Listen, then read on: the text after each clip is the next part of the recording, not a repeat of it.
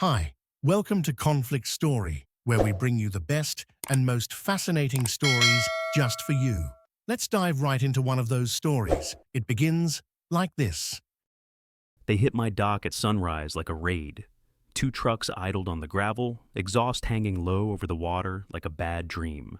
An excavator's boom swung toward my little wooden pier, the one I built with my boy on a quiet November, and Karen from the Homeowner Association glided in wearing white like it was church. She held a clipboard against her chest and smiled thin. Dan, good morning. We're removing unauthorized structures. Safety update. Then the machine bit into the planks and my thermos slipped from my hand. You know that sound when an old board cracks? It's not just wood, it's years. The first bite snapped the bench where we carved our initials, mine and my son's, ugly and crooked. A tackle box tipped, spilled handmade lures into the water. They flashed once and sank. I reached out instinctively. The security guys stepped between, palm up, like I was a stray. Sir, stay behind the line. Funny thing is, I can still smell the lake on cold mornings, metallic and clean. That moment, it smelled like diesel and wet sawdust. And the excavator kept chewing, while Karen unrolled a vinyl banner and draped it between steel posts. Private Lakefront, Homeowner Association permit only. She did it carefully, like hanging a wreath. Karen, I said, voice low, because old habits, firehouses teach you to talk when everyone else is yelling. That dock's been there 15 years. She didn't look at me, just checked a box with a pen that clicked too loud. Not in compliance, Dan. We're moving to a unified design. You'll love the new pier, included for all approved homes. Approved. I tasted the word like a splinter. I pay taxes to this shoreline. The excavator scooped the last ribs of my dock. The lake burped, and a warped plank swung by on a rusty nail. It scraped my shin, and my head filled with that old alarm bell whine. Have you ever watched something small and sacred get treated like trash, and you stand there, hands empty? What would you have said? Drop a comment, because I swallowed my pride, and my words both burned. Here's what happened next. They left a red stake at the edge of my grass and spray-painted a blue line down the slope. My limit, apparently. Neighbor volunteers in neon vests fanned out, cheerful as camp counselors. Great day for progress, one chirped at me. They passed out flyers about the community pier park opening in 2 weeks. My house didn't make the approved list. Wrong roofline, wrong mailbox, wrong me. Let me back up for a second. I'm Dan, 58, retired fire captain. My hands look like a map of every stupid decision I ever made at 2 a.m. under a burning roof. I love that job. I love my son more. He died on a highway I'd driven 1,000 times, while I was in a different county pulling a stranger out of a flipped car. It took me a year to walk back to this water. The dock was where I learned how to breathe again. We used to sit at the edge, boots dangling, talking about nothing. Sounds small. It kept me alive. Karen knew none of that, or didn't care. The Homeowner Association rolled out a project. One elegant shared pier, uniform benches, color-matched trash cans. Safety, they said. Liability, they said. They made it sound like a hug. I watched them unload prefab sections, cheap board that looked pretty under morning light. You ever buy something that feels expensive until you touch it? My neighbor Mila wandered over, hair in a messy bun, volunteer lanyard bouncing against her sweatshirt. She's 40-something, 2 kids, the glue type. Dan, she laughed softly, peeking past the banner. They're just trying to clean things up. Don't be stubborn. It'll be really nice. I stared at her hands. Clean nails, little painted stars. She caught me looking and went quiet. I know, she said, and didn't finish the sentence.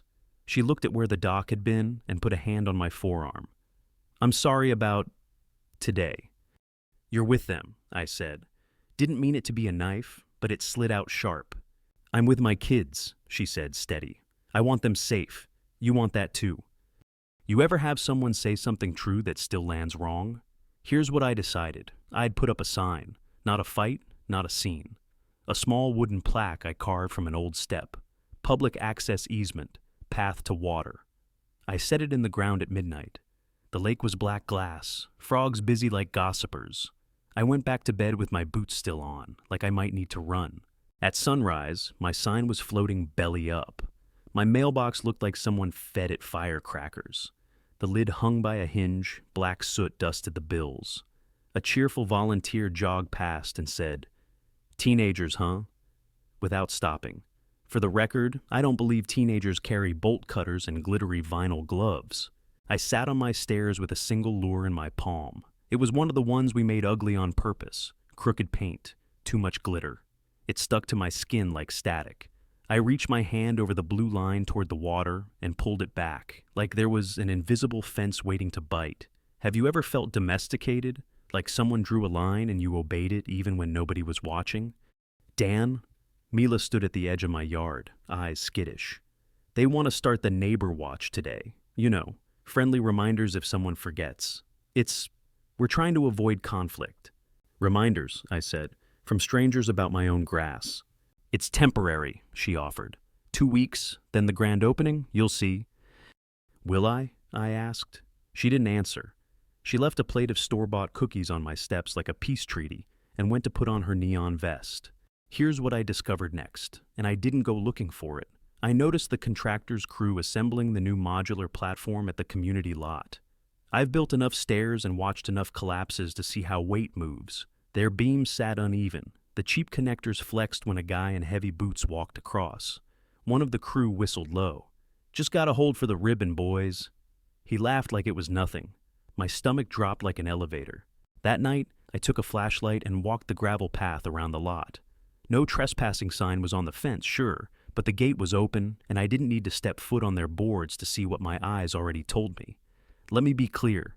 I didn't sabotage anything. I put no tools to their wood. I looked. I listened. Wood talks if you're patient. I snapped a few photos from the path. The deck wobbled like a loose tooth. I pictured kids running, wet feet, someone bouncing to make a cousin laugh. The next morning, Mila showed up again, dark arcs under her eyes from late-night volunteer shifts. "They're rushing," she whispered, like the trees might tell on us. "Funding window, committee pressure. If anything happens, Karen says it's on us to keep people orderly at the opening." She bit her lip. "Dan, if something goes wrong, they'll blame you for creating tension." There it was, the trap you smell before you see.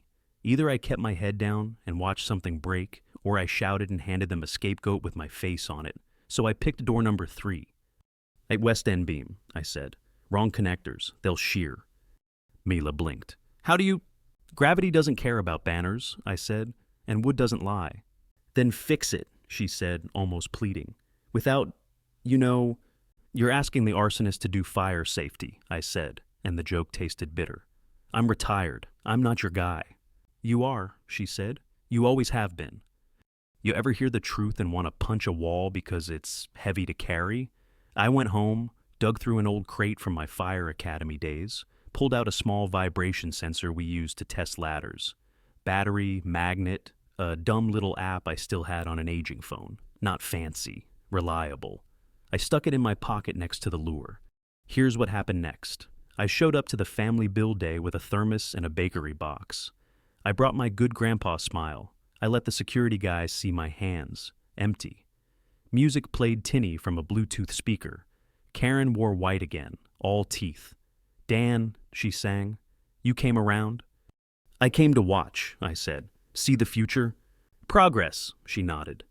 "Sure," I said, "if it holds." I waited until the volunteers were laughing and the crew had their heads down.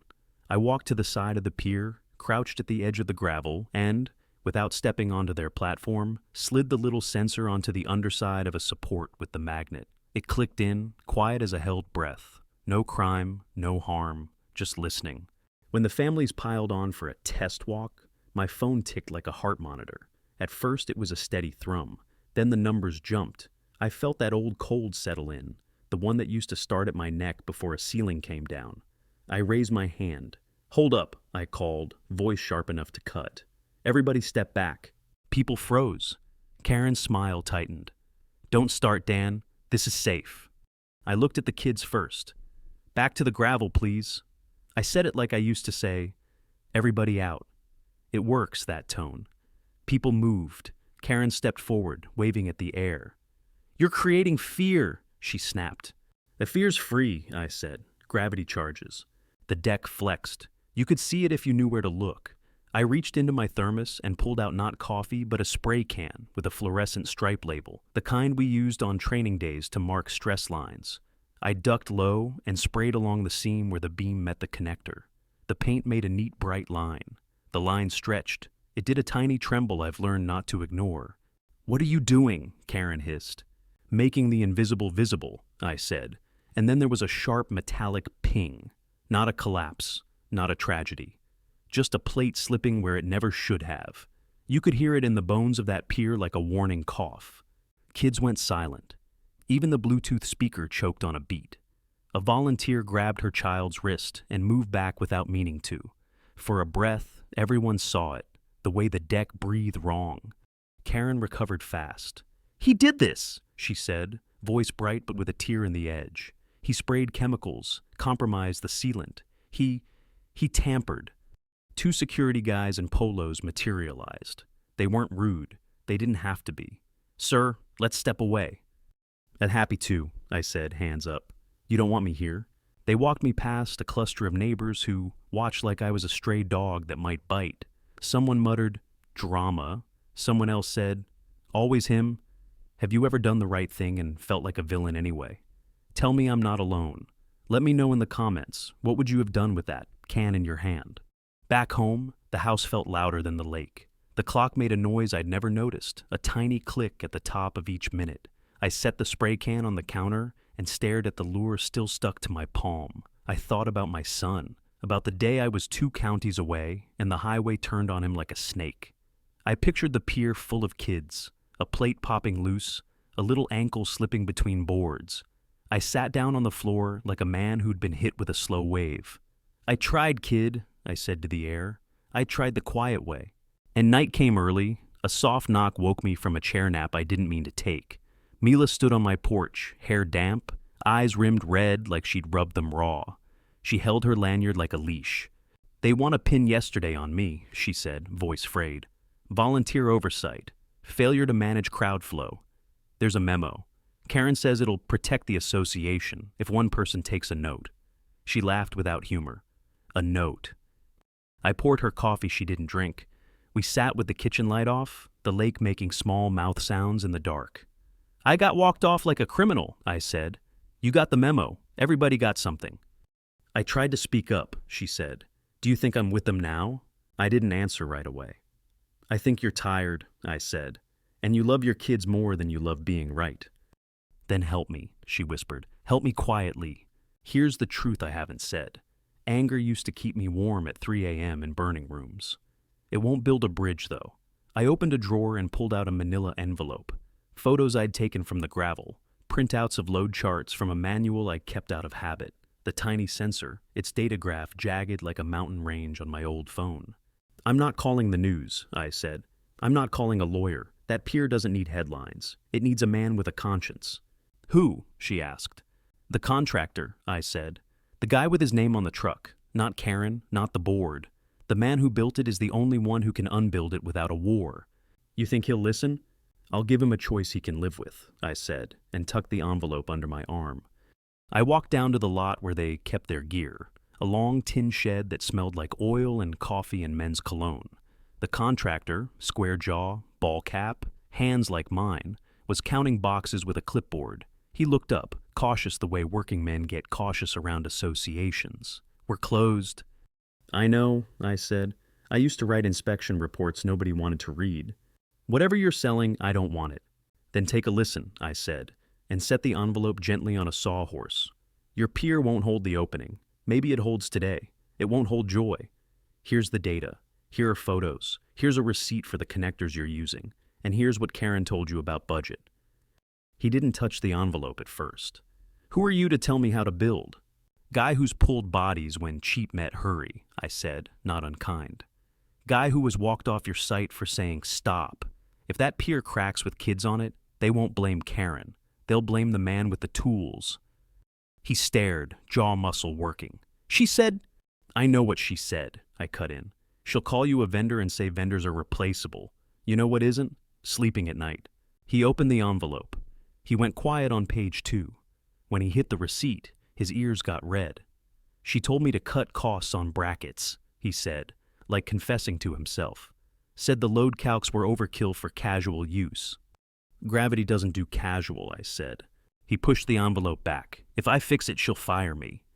If you don't, I said, you'll fire yourself. Not today. In a year. When you start hating your own name. He didn't answer. He picked up a wrench and set it down. He looked at the ceiling like there might be a word written there. Finally, he said, "Get off my site." I nodded. "Fair, it's yours." I turned to go. He called after me, voice low. "Openings at 10. Be there." "For what?" "To see who's got to live with what," he said. And that was the first good thing I'd heard all week. Have you ever put your faith in a stranger's spine? It's a risky bet. I walked home in the blue hour, the lake breathing out fog. I set the lure on my windowsill and watched it catch the last light like a tiny lighthouse. I wanted to sleep. I didn't. My bones buzzed like power lines in wind. If this went sideways, I knew exactly whose face Karen would pin to the corkboard. Here's the cliffhanger. I showed up at 10. Families gathered with balloons and plastic cups. Karen in white, volunteers in neon. The contractor rolled in with his crew and a stack of fresh lumber. He didn't bring a banner, he brought a pry bar. He climbed onto the pier with his men, bent down, and put the pry bar under the first board. Karen smiled a practiced smile. "Nate, what are we—" He looked up at her, then at the kids, then at me. He didn't look at the security guys. He said to his crew, voice plain, "We're taking this up." And the first board screamed as it came free. The crowd gasped. Karen's smile cracked like a bad seam. "Nate, don't you dare. We have a timeline. We have donors." He didn't answer her. He held up a little zip bag, shiny cheap brackets rattling inside. "We used these. We shouldn't have. That's on me. We're changing them. Today." Karen stepped forward, eyes going glass hard. "You're done, Nate," he said, not loud but clean. "Then I'm done right." He tossed the bag onto the plank pile where everyone could hear the metal clatter, like coins in a jar. The second board screamed loose and the whole lake seemed to hold its breath. Kids stopped mid-bounce. Balloons clicked against each other like nervous teeth. Karen's smile froze, then slipped, then came back sharper, like a blade that had just tasted skin. "Nate," she said, calm like a storm eye. "Step away. You're violating association procedures." Nate, square shoulders, cap low, didn't even look at her. He set the board aside, knelt, and pointed at the hardware. "These are wrong. I knew it. I let deadlines talk me into it." He glanced at me, not grateful, not friendly, just honest. "We fix it now." Security took a step. Volunteers looked at Karen. The crowd waited for instructions like a dog waits for a whistle. My gut said this was where it all breaks bad. "Everyone off the pier," I called, not asking. "Gravel only. Give the crew room." Old command voice. "It's a tool. It still works." Karen moved fast, cutting me off. "You do not speak here, Dan." She turned to the parents with professional warmth. "Folks, small delay. We'll have a second ribbon in an hour. Grab lemonade. Face painting over there." "Ma'am," Nate said, standing, "we're pulling these boards now. It's not a show. It's what needs doing." She leaned in, voice sugar with arsenic. "You want a career here? You finish on my schedule. Or I make a call and your trucks drive off this lot empty." "Already made my call," he said, and nodded to his crew. They started unscrewing fasteners like they'd been waiting a year to do it right. Here's what she didn't know. The men working for Nate weren't just bodies. They were his circle. They'd framed houses together in summer heat. They'd shared gas money in winters. They weren't going to leave a man mid-sentence because a lady in white turned up the volume. Karen pivoted to me. "You did this," she snapped. "You set this up, you stirred panic, and now you're trying to run the show." "I put a mirror in front of a problem," I said. It reflected. Her eyes flared. "You will be removed." Security came at me like they were walking on eggshells. "Need haircuts? Good posture." "Sir, please wait by the fence." "I'll be right over there," I said, and I meant it. I stepped back to gravel, raised my hands to show I wasn't touching a thing. Sometimes restraint is louder than force. Have you ever chosen to stand still when every nerve in you screamed to push? It's like holding a door shut from the inside while the wind tries to teach you who's boss. Let me jump a beat. Mila slipped to my side, breath tight. "They cornered me last night," she whispered. Told me to sign a statement saying you incited a disturbance. I didn't sign. Her chin trembled like a brave thing on a thin branch. I'm tired of being useful to people who sleep great. Proud of you, I said. You'll sleep better than any of them tonight. Look, she nodded at the pier. Nate's crew had the top layer off in minutes, uncovering the ugly truth. Cheap connectors, stretched holes, a bow in the main beam that the paint stripe made obvious, even to a blind eye. One of the younger guys, tattoos peeking under a rolled sleeve, spat into the gravel. We put this junk in, that's on us. Nate shook his head. It's on me.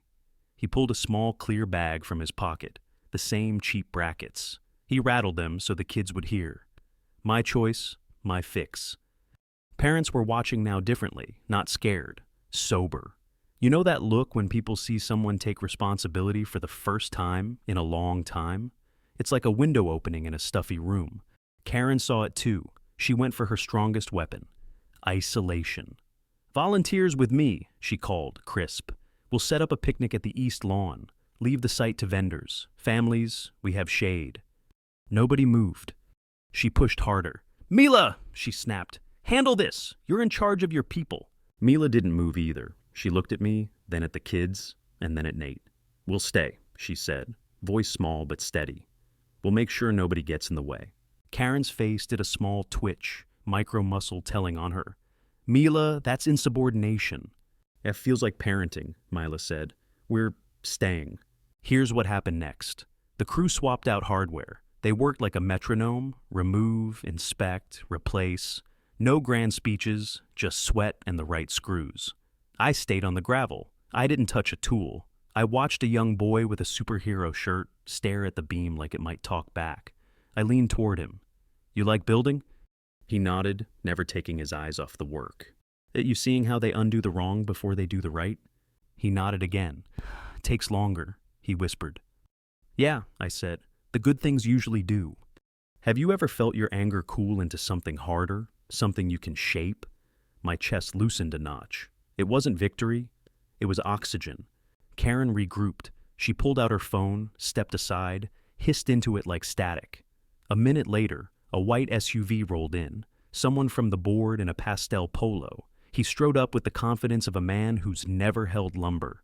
This is unacceptable, he announced. Shut it down. Liability is through the roof. Nate stood up, wiped his hands. Liability was through the roof yesterday. Today we're paying it down. You don't make those calls, the polo said. We do. Then stand here and say it to the kids, Nate said, nodding at the whole half circle of small faces. Tell them we'll open early with the wrong parts so the ribbon looks good. The man in the polo swallowed. He looked at Karen. She gave him thin air. He adjusted his collar. Proceed, he muttered, trying to make it sound like leadership. That was a tiny win, but wins like that don't stick unless you nail them to something real. I paced to keep from pacing. My lower back was a steady complaint, the way it gets when rain's thinking about coming. The lake smelled like iron and algae and a little like lemonade. I looked down at my palms. The little ugly lure had left glitter in the lines of my skin like stardust in a map. Let me tell you about the low point, because every story worth a listener has one. When they got the west end tightened, Nate tested a bounce. Solid. The crowd exhaled. Then a volunteer, older guy, new running shoes, stepped onto the unfinished section to reposition a cone, didn't look down, and his heel slid. He windmilled, recovered, but the board slapped the frame with a crack that ran right down my spine. Karen pounced. Unsafe. Reckless. She pointed at me like a prosecutor. You created chaos. You brought unapproved tools. You interfered with a sanctioned event. You endangered a volunteer. My face went hot. Security moved again. People started talking over each other. The good order frayed. I felt that old flood of shame, the kind that makes you want to apologize for breathing. Have you ever felt a whole crowd's mood tilt against you and knew one wrong word would push it all the way? I did the hardest thing I know how to do. I bit my tongue. I took 2 steps back and put my hands in the air like surrender. I'm out, I said, loud enough. I'm off the site. Let the men fix what's fixable. I backed up until my heels hit grass. I sat down on the curb. I looked like a man who'd lost, because I had. For a minute. That quiet nearly undid me. The lake made small sounds, like it was chewing a private thought. I pulled the lure from my pocket and pressed the hook into my fingertip until I felt the sting, then stopped. Pain is information if you listen. I heard my boy's voice, as clear as a whistle on a cold morning. Don't win loud, Dad. Win right. Here's the turn you didn't see coming. Nate stepped off the pier, walked straight to me, and crouched so we were eye level. People watched because the scene had shifted and they couldn't name why. He held out his hand. You know wood, he said. You know load. Stand 10 feet that way and tell me if it sings wrong. I said I'd stay out, I told him. And I said I'd decide, he replied. I'm asking. I stood. I moved to where he pointed, close enough to hear, far enough not to touch. I listened. He bounced lightly. I shook my head. Left a hair, I murmured. He shifted a brace. Solid, again. Good. No show, no chest beating. Just two men wearing years like a second skin. Doing a thing right while the world judged. Karen saw the crowd lean toward us instead of her. Control was a rope slipping through her hand. She went for spite. Fine, she said, bright again. We'll do this the right way. Dan, you like being a hero? You'd better enjoy it, because when this is over, you are trespassed from every association event. Permanent. Karen, Mila said quietly, you don't get to throw people away. Karen didn't look at her. She looked only at me, and I gave her nothing. No flinch, no plea. Just that one nod I've learned to trust. The kind that says, do what you need to. I'll still be me. 3 hours later, the pier looked different. You wouldn't have noticed unless you knew what to see. The right brackets, the right spacing, the right hum underfoot. The paint stripe I'd sprayed earlier now lay over true grain, not sag. Nate walked to the center, bounced, listened, and smiled with only his eyes. He looked at the kids. All right, he said, let's try this again. Karen swept in with a second ribbon, a second speech. People didn't clap much. They watched the boards. They watched their children. That's the thing about real fixes. They don't need applause. They need trust. Here's the small miracle. The kids crossed, and nothing sang wrong. Parents exhaled. The lake accepted the new weight like a mother who knows the heft of her child. A breeze turned the water into tin foil. Someone laughed. Not an audience laugh, a relief laugh. Karen came for me then, chin high, paperwork already in hand. As of now, you are prohibited from... Nate stepped between, not a body block, a words block. He held up a plank, a single clean board. First one goes down with a name, he said, voice carrying just enough. He'd sanded an edge smooth and burned letters into it with a shop iron. Not my name, my boy's. My breath left. I didn't say a word. Hands that can carry a ladder up a burning stair can still shake at a piece of wood. I took the board like it was fragile. The grain ran like a river after rain. The letters weren't fancy. They were honest. Why? I asked, not to him, to the air. Because he built the first one with you, Nate said. Because he should be here. Karen's face did another micro-twitch. Absolutely not, she snapped. We don't memorialize personal names on association property. Nate didn't argue. He looked at the kids gathered close. Want to see how to lay a board? He asked. Little hands shot up. He crouched, set the plank, showed them how a tongue meets a groove. He nodded to me. You want to set it, Captain? I knelt. My knees complained. My heart did a different thing. I eased the board into place. It clicked like a final puzzle piece. The crowd didn't cheer. They didn't need to. They just stood in the afternoon sun and let a grief land where it should, on something that would hold. Karen tried a new angle. This is a violation, she said to the man in the polo. You will file an incident report. He stared at the plank, at the kids touching the letters like they could learn them by skin, at the mothers with wet cheeks they weren't embarrassed about. He said very quietly, No. She spun on him. Excuse me? No, he repeated louder.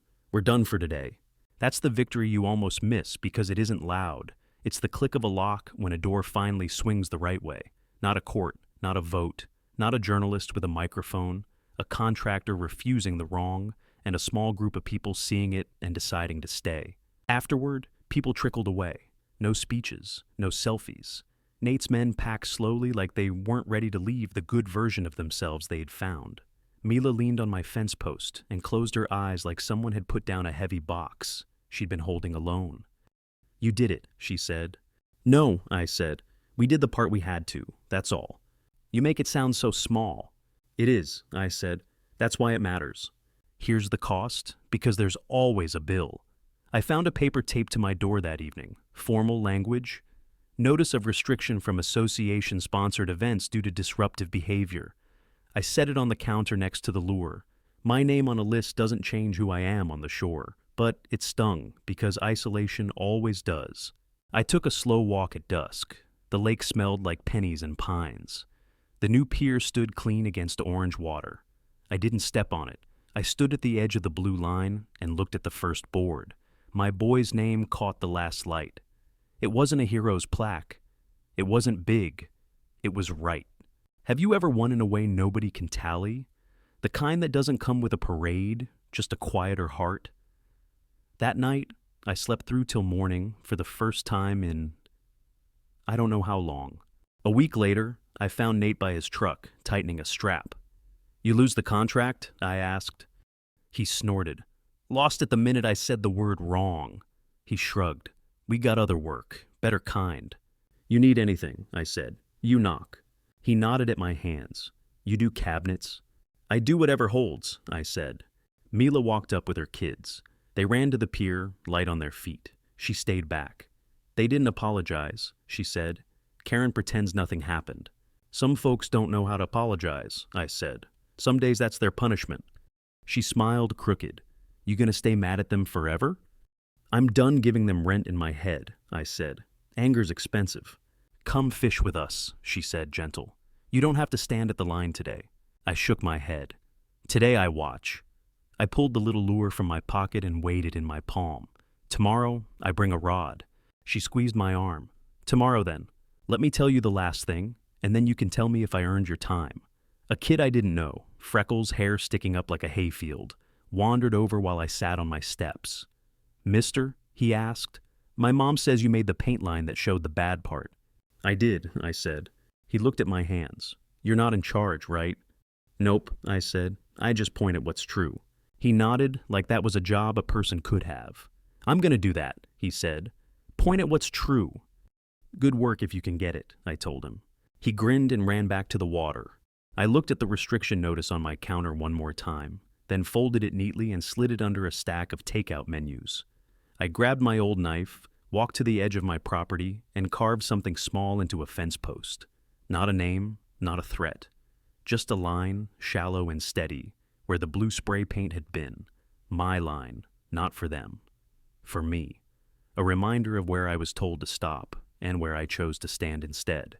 Have you ever watched someone in a white shirt lose a room without a shout?